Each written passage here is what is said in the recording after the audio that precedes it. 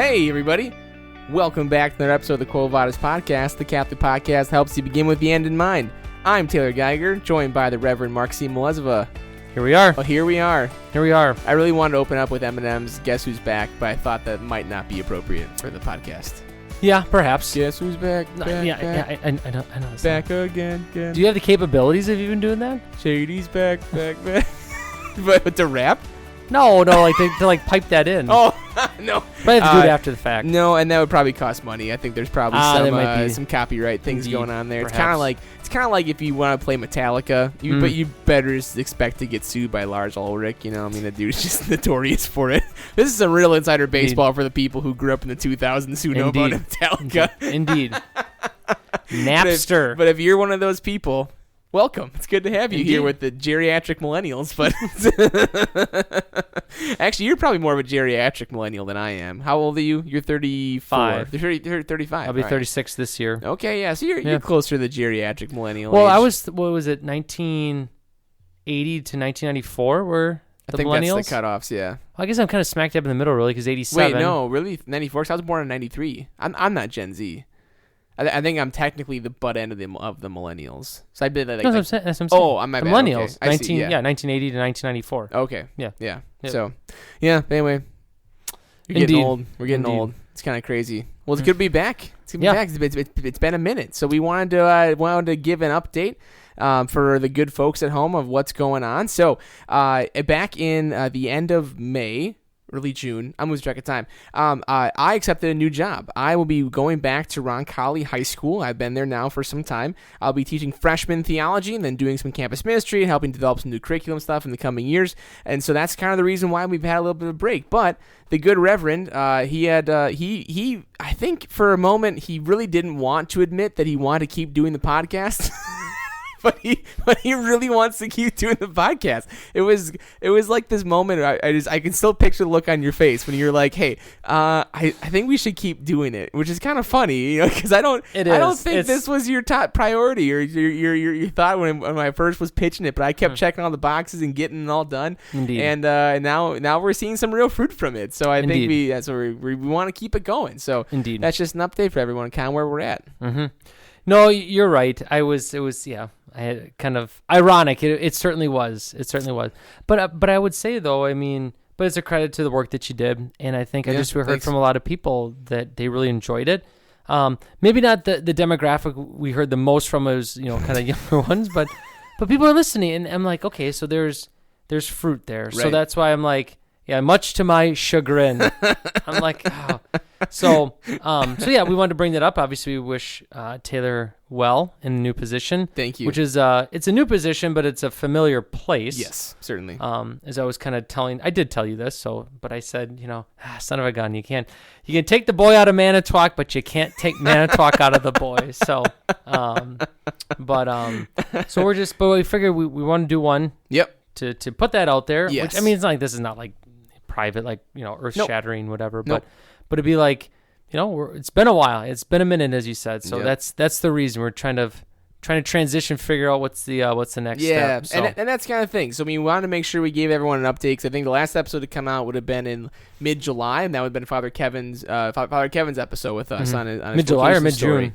I think it aired mid-July. I think we recorded it in like early June. So a little behind the scenes. Well, I get the updates now, and there's been quite a few downloads. So I'm like, oh, hey, that's great. Yeah, there we go. So people, it was wonderful. So I know everyone always told me that whenever there was a historic gap in our recordings, sometimes people usually went back in like the backlog to listen to older episodes that they kind of were skipping over to kind of keep up with the new ones. So maybe we got people a good chance to catch up. Hopefully, maybe they went back and they were like, you know what, that episode with Father Scott Valentine was just so profound and just so said good. No one ever. Do we have him on twice? No, just once. No, that was enough. That's just once. He's not a reoccurring guest yet. Maybe we'll have to come in. I mean, I think it felt like we had him back on because we had Katie Westhoven on. This is true. And then we kind of talked about him through that. So okay, but he had this ever looming presence in our humble studio. He's not even in state right now. And the funny thing is, and here he is again, present, and spoken about the omnipresent Valentine as a word. We'll have to have him back on just so we can just do it and just like bite the bullet and have him back on. But moving forward, though, we really want to keep doing this podcast. So right now, though, we're still trying to figure out exactly what that looks like. We're not too sure. Does that mean we find evenings? We find a weekend? Do we come to Green Bay? Do we find somewhere in the middle? Do we do a remote thing? We'll have to figure those things out, right? So as we move forward, the good listeners, we want to assure you that we are still here. We are still alive, despite all the rumors, and and that we do intend to move forward with the podcast. But we want to give you guys an update on that so you were aware of what's going on. We'll try to be swift about our decisions, making sure that we're not leaving you guys hanging for too long. But yeah, we want to come back here and share with the good people and what's happening in our lives. So why don't you continue to fill us in? So what was it like? So for those, I think we probably mentioned, but I mean, obviously you mentioned a few times that you used to be at Roncalli in the campus minister position. So returning, I mean, what was the sense? I mean, like, it's been really good. It's been really good. I feel very welcomed back by many people who, I'm from my time. I remember. Did they think you actually left or not? I haven't seen you. Where have you been in the last couple years? Did they move your office? You're in the back? That's weird. I just haven't seen you around, man. No, they've been very gracious. It's been very good. It's been a learning curve. I mean, obviously, certainly getting ready for classroom stuff has been very different, and but it's been great. It's been wonderful to have the conversations with some people of just what's it going to look like in the future. How are we going to move forward? I get to work with the great Callie Heineck, and I like her a lot. She's wonderful. She's a great job. So I'm learning a lot from her already, and we're going to work really well together moving forward of how we're going to see ministry and theology and all these kind of wonderful things happening in the school. So, but yeah, so far so good. It's been wonderful. Was there anything that you like as you enter back? You're like, yeah, that hasn't changed. I feel like a weird thing I realized the thing hasn't changed, and this is just now really strange, is first of all the smell of the school. Like you walk in, like just smells familiar, So actually the one room that I remember walking into. I know what you mean, actually. I got a bad nose. Yeah. But I know what you mean. Yeah. I decided to go back in the weight room just to kind of see, because I heard that they were doing some renovations back there, and they have. It looks really good, but it smells just like the weight room still smells. I was just like, man, like that just brings back a memory, like a wave of that, which is just kind of funny to see that. But and I was actually telling Father Jose when I first got here today that so back in the day, Father Jose was the chaplain at Roncalli. He came right after you. Yep. And when I was still working there, Michelle Bishop, who now teaches science over at Roncalli, she's a wonderful woman. She had created these things called the Flat Fathers. They were like these tiny little like cutouts, basically, of like a cartoon version of some of the priests at St. Francis of Assisi in Manitowoc. And so Father Jose had a flat Father Jose. And when you walk in the back area through like the door the teachers enter through the back parking lot, still on the maintenance whiteboard is flat Father Jose taped up there. It's looking a little faded now, but it's still up there. So still there. That was funny. So that's still there. So that hasn't changed at all. But so has the office by you now, Father Mark, has that been a lot quieter without Father Adam and I around, because we tended to kind of get some looks once in a while of how loud we were. Yeah, it is. It is a lot different. It's a lot quieter. It's a lot quieter. I must say, it's different. It's certainly been different. But no, we're posting the position. We're hoping to fill as much as one can. There you go. The position. So, but it certainly has been quieter. Yeah. Yeah. But it's the irony. It's like I moved out of that big office, and then just Father Kevin now.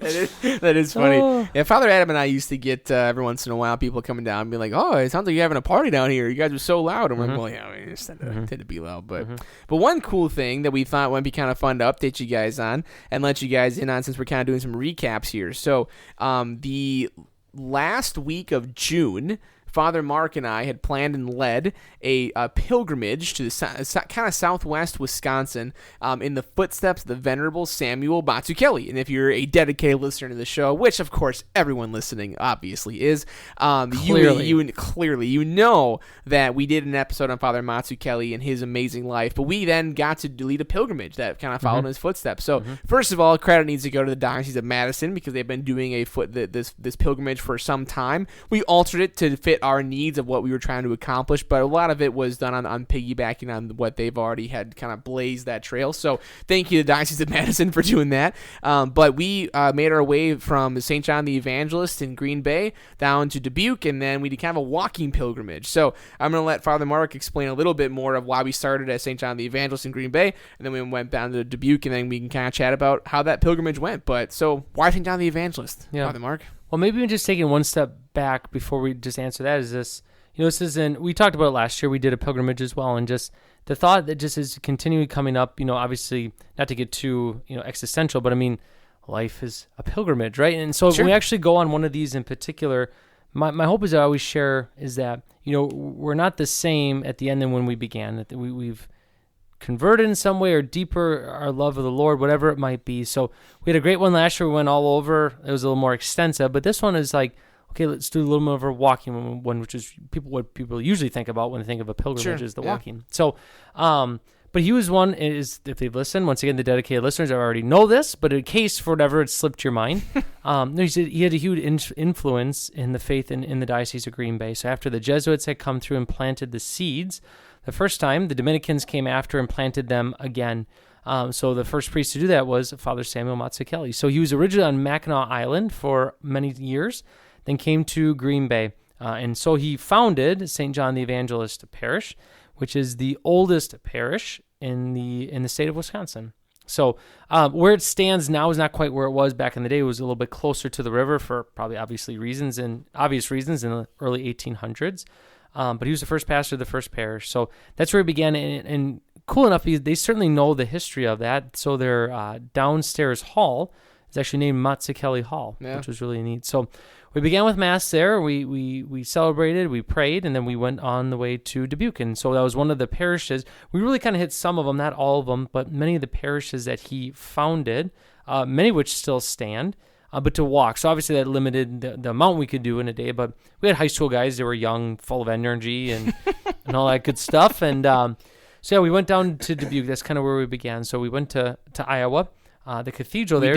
We did not walk to Dubuque. Let's make that clear. Okay. We did drive from Green Bay to Dubuque, and then the walking kind of began from that point. Well, so it's just lest someone think way more highly of the things we accomplished. Indeed. Well, it was funny because we slept in a school at the second night, and they were doing some work in the school, and the guy was asking, what are you guys doing? We explained stuff like this. He's like, and he asked the same thing. Did you walk to Dubuque? It's just like no, we didn't. He's like, well, I would have took all summer, and it was funny because Nick Vandehei was with us, one of our seminarians, who just recently completed a pilgrimage from the Shrine of Our Lady of Guadalupe in La Crosse to the Shrine of Our Lady of Champion in Champion. And so he kind of just like wryly smiled to himself, like, well, actually, you can do it about 2 weeks. So of course he did. Of course. So yes, we drove to Dubuque. But then from there, we walked 9 miles to Cincinnati, depending on how you say it. Who knows? That was kind of our first step to a group of sisters that he founded, and we talked about this already. But the first one was 9 miles. It was good. We kind of walked across the Mississippi River, which was pretty cool. Yep. We walked through part of Illinois, actually. Yeah, so which neither of us knew, which is really funny. Cause I'm just like, did we make a wrong turn? So for the people listening, so here's kind of the way it worked, was that we drove down in 2 separate minivans, and then what happened would be that Father Mark and the group would begin walking, and I would drive ahead as kind of like the support vehicle. So I would drive ahead about, I don't know, a couple miles, whatever it might be. I just park the van and then just wait. I'd usually get out and walk. I'd do some prayer, do some reading. But in the van, I had with me water and some, electrolytes and snacks and first aids in case the guys were walking, need anything they could catch up. But so I crossed over the bridge, over across the Mississippi out of Dubuque, Iowa, and all of a sudden it said, welcome to Illinois. And I was like, wait, what? I was like, this can't be right. I didn't know we were going to go to Illinois. And it was funny because we spent a lot of time looking at that map, and we're like, oh, I guess we're in Illinois all of a sudden. Then very quickly we're back in Wisconsin. So it's just kind of a brief stop in Illinois, as one may have. Yep. Yep. But no, we stopped in the parish there. We went and visited the sisters, and then to me, somebody asked me what I felt the highlight was, and I think it was the second day. It was a lot of walking. It was very hilly, but we were able to celebrate Mass in a church that Father Samuel designed as an architect and built. It's not used regularly, but George, our local Knight of Columbus knight, opened it for us. And so for myself, I mean, to be able to celebrate Mass in a church that he designed, built, and celebrated Mass in, It's pretty amazing. It was St. Augustine in New Diggings, which was built in 1844. It's actually kind of neat. Actually, behind the sanctuary is a room, just a living quarter, whenever he was there. So that certainly was a highlight for me. To think like, and what I was really edified by, and I'm sure you heard this as well, the people in the area know Father Samuel. He's venerable, and so we've usually been saying that, but they just refer to him as Father Samuel. Like, they certainly know him, and they know his story, which is wonderful that they know the history of the faith down there. I was really edified by that, because I wish we knew, going back to one of our old episodes, Father Claude Alloway, really the father of the Diocese of Green Bay, really the apostle to Wisconsin. I don't think people know so much about him. So that was sort of like, how do we make that a little bit more known for us up here? Because there's that pride for him in the Diocese of Madison down there. How do we get that with our own, local resident missionary? Right. So I was struck by it. It's funny to be struck by it, but which I kind of was laughing about as I was reflecting on the pilgrimage. But one of the things that we kept noticing was like most of the churches that we went to had a stained glass or a painted image of Father Mazzuchelli somewhere within the church building itself. And every time we were always like, "Oh, look, there he is! Oh, look, there he is!" And we kind of get all excited, as if it should be surprising that while on a pilgrimage about his life, we see pictures of him, right? Or like depictions of him through stained glass and like veneration. Like that. And I thought it was funny because like that shouldn't surprise me, right? It just objectively should not surprise me. But like I was thinking about how that they really truly take pride in the fact that they have a venerable in their midst, right? Among the people who founded began the faith in that area. And you're right, it would be really nice if like walking into churches in the Diocese of Green Bay there was a stained glass image of Father Claude Alloway, and that was not an uncommon thing to see, right? He was the one who planted the seeds first. He was around. Even though it's not like seeing quote unquote his face, you're seeing an image of him. It makes an imprint. Like you see this face, you see this man, you connect with him on a deeper level. And I think it was really cool for our guys to see the pictures of Father Mazzuchelli, in the stained glass or painted in the churches, because it kind of takes away it strips away just like the imaginative side, where it's like you just hear stories about this person, you hear stories about his life, but then to like see him, you're like, oh, he was actually like in this area. Like that's wild. Like to kind of be putting those things together. So I was struck by that. Yeah. And so I mean, just to kind of round off the rest of it, we spent we just spent a night in a church, spent a night in a school, just kind of laid our heads similar to what he would have done. Along the way, and then just the last stop was St. Patrick in Benton, Wisconsin, which the high school is they're the Zephyrs. Yeah, the Zephyrs. But it's superiorly inferior to I don't know. No, that one works. We certainly saw it, but it was there's sort of a nice little connection there. But I think their colors are like green, which looks a little bit different because it's not used to that. But anyway. But that was the last parish that he really served at. It wasn't the last one he founded, but it was the last one he really served at. And they actually still have the rectory he would have lived in and the room where he passed away in. And so, as you might recall from the episode, which we already do, but once again, sometimes we have amnesia about these things, he contracted pneumonia while going to, give the last rites to someone who was sick on a very bitterly cold day, because that's what priests do. Yep. And so he contracted that and got sick and passed away. So that room is still there. And then he's laid to rest in the parish cemetery. So, right. Yeah, I think that's obviously what we were hoping to do was just, we're literally in his footsteps, not just some like figurative way. I mean, obviously who knows the road or whatever, the path, but like he would have traversed this land. And, but once again, his purpose, his mission was to bring Jesus to the faithful. Right. Those that knew him, those who didn't know him. And so what's the fruit of his labor? That faith still remains. Yep. And we recognize it and we honor it and we give praise to God for it. We don't worship him obviously and stuff like this, but we certainly honor him, what the Lord asked him to do. And we recognize it, like I said, that we're grateful and we praise God for it. So it was a good trip. It really was. And the support vehicle was key. I was pushing a lot of water. You were like a I don't know, father of two. That's right. Dad mode kicked in. I was certainly struck by a couple of things. I was struck by. One of them, first of all, was when we got into St. Augustine in New Diggins. which is where, again, we were led in by a man named George Burns, who was the Knight of Columbus, who is kind of helping to, the Knights of Columbus are the ones who continually upkeep it from that point. So it's no longer actually like a functioning church, quote unquote. Now I think it's like technically like a museum, like it's listed as that in order to kind of keep it going. But what I was struck by, how sometimes in the course of how the church history goes, sometimes you need the lay faithful to really take ownership of the faith, right? Like, I mean, they need to take ownership of the faith regardless. It's their calling. It's their part of their baptismal call. But there is something beautiful about how the lay faithful, in a particular way in the Diocese of Madison, have really taken to themselves the preservation of Father Mazzuchelli's life and his memory and his storytelling, and making sure that even the building that he helped to build and found is just not taken down. Right? It's not a line on a balance sheet that needs to be taken down because it's just costing too much money or yada yada. Like no, we're going to take it on ourselves then in order to keep this going, because we think this is an important part of what we do and who we are. And that's something we've talked about on the show before, is the need to kind of have that memory formed, right? To remember what came before us. Not everything new is good simply because it's new. And sometimes being in a really old, unconditioned, unair-conditioned, very uncomfortable church like St. Augustine, New Dickens was. I mean, the church pews were narrow. They weren't comfortable. There's no padding. The kneelers were just like basically 2x4s. I didn't know that. Yeah, I mean, it was not a comfortable church to be in. And again, there's no air conditioning. There's barely even a fan, I don't think, in there either. And but it's one of those things where it's like that's what the faithful lived like. That's what they did. Not that they wouldn't have taken air conditioning. I'm sure they would have. But there's something about kind of putting yourself in that place and remembering, having that Catholic memory formed. And it was amazing to see how the lay faithful really stepped up to keep the memory of Father Mazzuchelli alive and making sure it's preserved, and that people are not forgetting those things.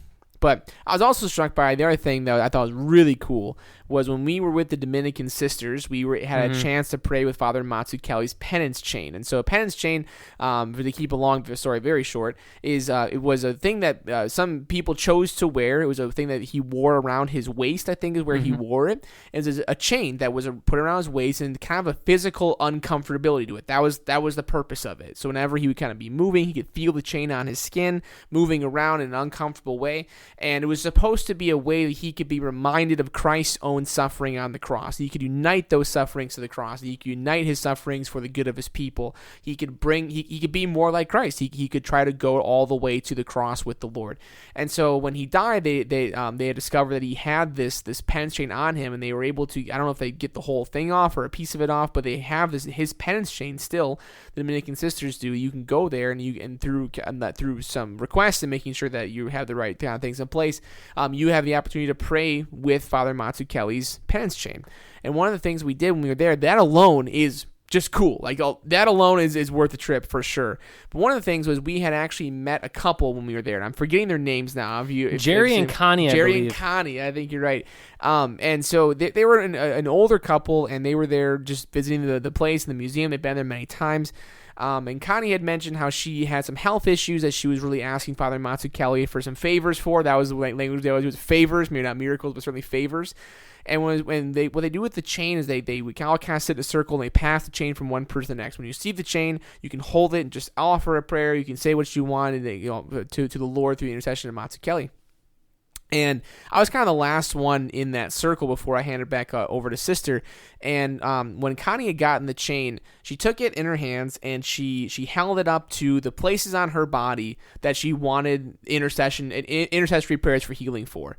And I was struck by a couple of things. The first one being how unafraid she wants to do that in a room full of actual strangers and much less a bunch of high school boys. You know what I mean? Like there's an intimidation factor of am I going to look silly doing this, blah blah blah. But she was very unafraid. So this is what I'm here to do. I believe in this power and I want that. I'm going to lean into this. So when I received the chain, I remember having a couple of thoughts in my head of what I wanted prayer for. But after watching Connie with the chain and I received the chain, I remember asking Father Mazzuchelli to pray for me to have the faith that Connie has. That was the prayer I had, because I was just struck by her faith. Like, she literally just believes and has faith that that the Lord will give her what she needs, and she's going to ask him in good faith and go to him in true trust for these things, but also be willing to unite her suffering to the cross. And I was just like, I want that faith. Like that's the kind of faith I really want. And so that's what I asked for. And so hopefully that's the grace has been given to me. Hopefully those things are being fostered in my heart in the silence there by the Lord's grace and through Father Mazzuchelli's intercession. But it was just amazing to see that. I was struck by her faith and turning to him in true devotion and just saying, like, I trust you to help me out with this. Help me. And I was just like, wow, great. You know, it's kind of like going through the Gospels, right? I mean, it's like the hemorrhaging woman reaching out and just believing that if she touches the Lord's cloak, that she'll be healed. It's like the centurion saying, Lord, I do believe, help my unbelief, right? I mean, it's just amazing to see this faith that people can muster when called upon. So anyway, I was just struck by that. It was very beautiful. Yeah. Well, it's like, but yeah, I mean, everything you share with that, but then just meeting them and stuff. There was a joke amongst the Kairos men last year. I don't know where it came from, but it was one of those probably like, something you could put on a Hobby Lobby thing that you buy, like blessed or whatever. Like, yeah, sure. Hashtag blessed. Yeah, it's like, but they said like the real blank, they would say, is the friends you meet along the way. Oh, okay. So I couldn't help but think about what you're saying. Is like, the real pilgrimage are the friends you meet along the way. But it certainly was true. I mean, like, we just happened to be with this couple this time, and we invited them to, hey, we're praying at the chain. If you want to come join us, so yep. So that was a neat day. I mean, because we met some of the priests along the way. We met a guy. We were just walking down a stretch of the road, and this huge woods. It was like fenced in. And we're like, what is this fenced in? It looks like a woods, right? So we saw a guy in a UTV. We just kind of asked, like, what's this all about? He's like, I got some cattle and blah, blah, blah. So his name was, what was it? Johnny. Was it? Yeah. Okay. Joey. It was Joey. Joey. Cause like, I remember being sort of like, it seems like kind of a kiddie name. You know what I mean? Like, kind of grow out of that. But we just asked, what do you guys do? No offense, Joey. Yeah, no offense. Yeah, no offense. But he just like, he asked us, like, what are you guys doing? We kind of explained, like, we're in the footsteps of, Venerable Samuel Mazzuchelli. Do you know who he is? Well, of course I know who he is. I just thought it was like the coolest thing. Like, once again, going back to the point that people just really knew his story. So of course, so it was funny that we just kind of, he's like, where are you walking to? He said, New Diggings. Like, oh, you got a ways. Yeah. Like, yeah. We're aware. Thanks, Joey. Thanks. So, but the funny thing was that we, further down the road, this big front end loader came down the road, and I looked and these guys waving. It was him. Oh, yeah. Like, there he was. He didn't offer you a ride or anything? He did not. I wonder if we all could have fit in the bucket. But no, that was a tough day. The second day was a tough day. It was very hilly. Yep. It was a good stretch, but my watch told me we climbed 115 flights of stairs. Woo, doggy. So that's impressive. Yeah, it was. Yeah.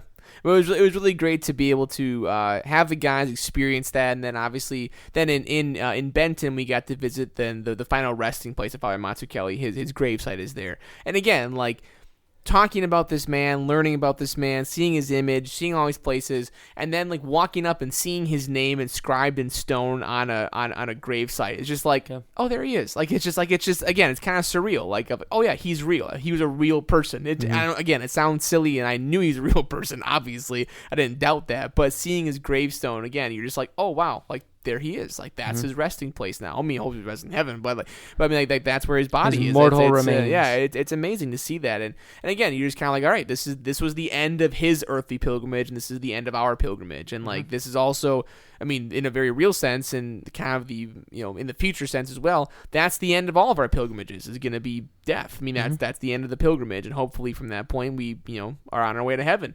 And so it's just amazing to see his life. And another thing too that like kind of the last point I really wanted to make is one thing I was struck by. I mean, first of all, how many parishes this man founded. I mean, like we hit maybe like a third of the parishes he founded, maybe half. I mean, like, there's a lot down in Illinois he founded as well. And the thing that I was struck by was, and I want to make sure I frame it the right way, was his detachment in order to keep on moving forward. Like, he really did show up, and you can tell he was in tune to the Lord's will. He was going where the Lord and the Holy Spirit were directing him. He was just going and saying yes. and he would do the work of establishing a parish. I'm certain is not just an easy thing to do, but he's founding these parishes. He's feeding the faithful. He's there. He's trying to be present to these people. And then when the Lord called for him to move on somewhere else, he did so obediently and then began another parish somewhere else. And he didn't try to go back and remanage these parishes. He wasn't, he didn't have these, second in command that were reporting to him how each parish was doing. He just kind of left it in the hands of the people, and which is an amazing thing to do. Again, it was just his radical trust and detachment, and I guess not just detachment, but attachment to the Lord, right? He was just attached to the Lord. He was ready to move forward, and you can see how the great things through grace the Lord can work in and through our very ordinary hearts. That like through one man, he establishes all these parishes, that many of them are still functioning to this day. His memory lives on. The Catholic faith lives on, mostly because of what he hoped by the grace of God, but what he did through that time, which is amazing. He just was an amazing man. Also an amazing architect too. This was like a real Renaissance man. Like you find all the things he did, you're like, he like designed all civic planning of a whole town, and like it's just amazing what he did. But I think it just everything you're saying points to this fact. So sort of the preparation that I did was there's a book that was written. It's called The Missionary. It's a lot of his. It's his writings and stuff. But to the point of the detachment to these parishes and attachment to Christ and His will and what He was asking him to do, in the book he wrote it in the third person. So he just, whenever it's him, of course, he just refers to himself as the missionary. And so he saw that as his identity. I really believe that, he was a beloved son. He was a priest.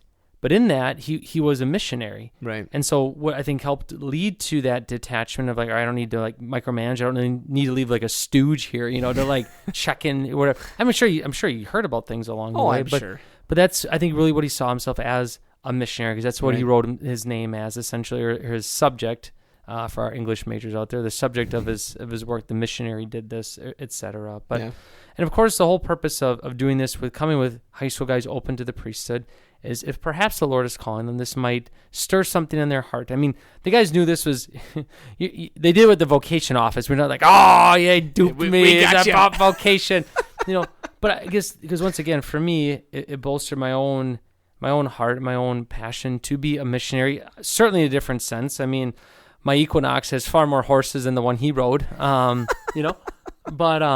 it stirred in my own heart once again to be missionary.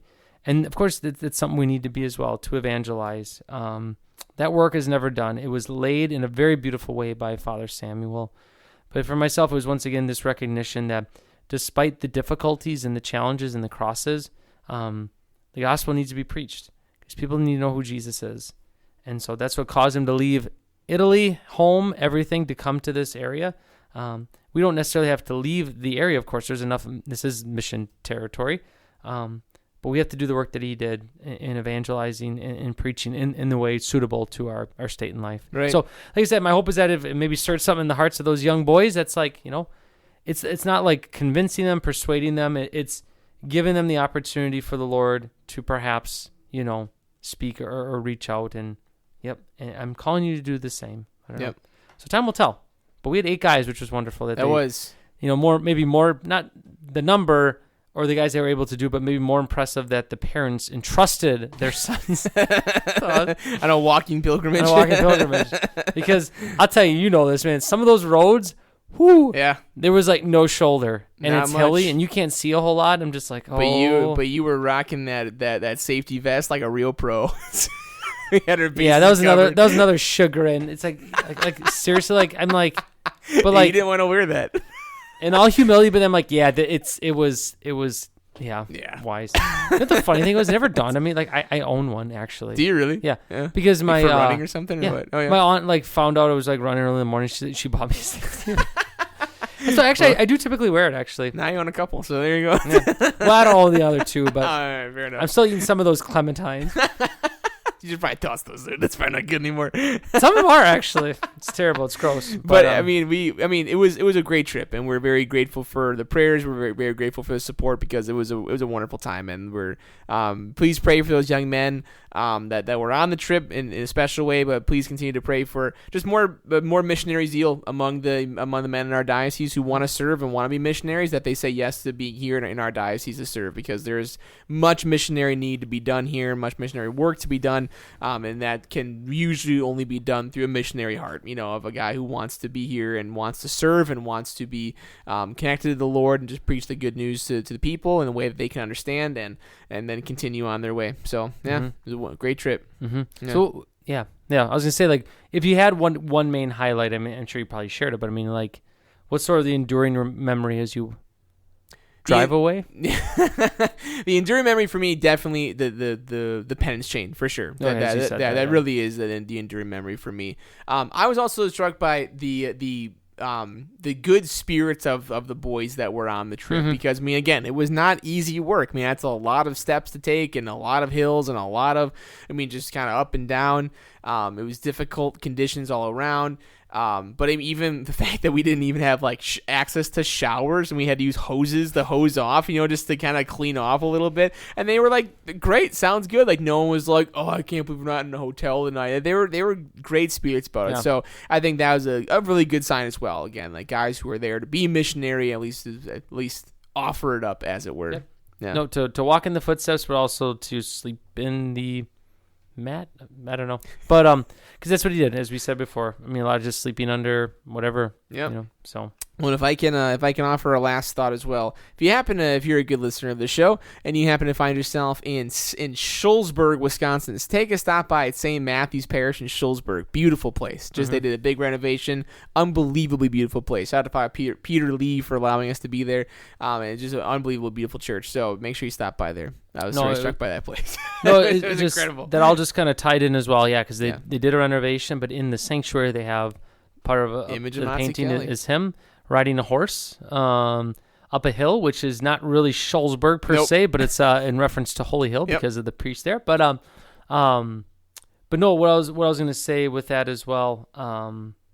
Oh, dang, it escaped me. It escaped you, but I mean, the beauty of the church was struck me. Okay, got it. And then it was just amazing to kind of be able to see how the guys responded to that beauty as well. Of like, wow, what a beautiful place, and that's just amazing. Yep.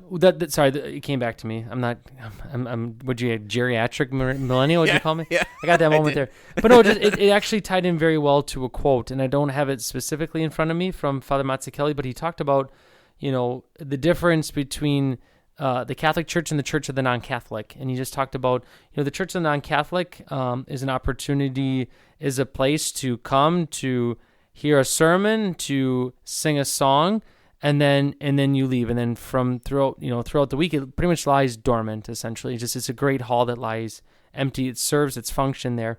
And he talked about, the Church of the Catholic is, yes, where worship happens, the Holy Sacrifice and the Mass, but it's where our Lord's presence remains. That's why we very much make it a place of beauty, very much make it a place of reverence. And so it tied in very well with what Father Peter Lee was talking to us, so I'd just be able to share that, because I kept that line in case one day I ever have to renovate a church or build one. It's like, this is why we build beautiful churches, because once again, as Father Samuel pointed out, it's not just a hall that serves a purpose and then it's done till the next time. The Lord's presence always remains in the tabernacle. Right. It's where God dwells with man. It actually points to the Basilica of St. Joseph had up above the baldacchino. Yep. It says like, Ecce, behold, like we're the place where God's dwelling among man. Something tabernaculum. I should have had that prep. No, it's beautiful though. But it made me think of it, because that's what it was. Yeah. Well, thank you very much, listeners, for your continued support of the podcast. We do appreciate it, and thank you for your patience during this little bit of a hiatus time. And I promise we will try to keep you guys updated and what's kind of going on with the podcast, even if it's a little short snippets, just to kind of say what's going on.